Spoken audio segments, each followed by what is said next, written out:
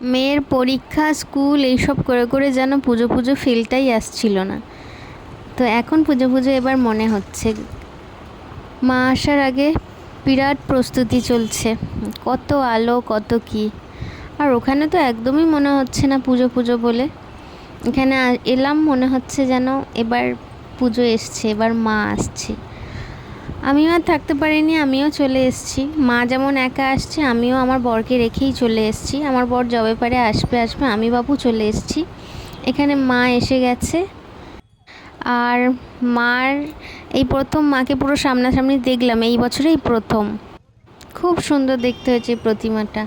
আরও প্যান্ডেলগুলো দেখছিলাম, উঁকি ঝুঁকি মেরে মেরে দেখার চেষ্টা করছিলাম। এখনও তো পুরোপুরি রেডি হয়নি, ওই যে উঁকি ঝুঁকি মারছিলাম তাও। আর এদিকে চারিপাশটা আলোয় আলোয় একেবারে মুড়ে গেছে। ওই যে দূরে মেলা বসেছে। তো এটা কালকে যখন ফিরছিলাম তখন দেখলাম মেলা বসেছে।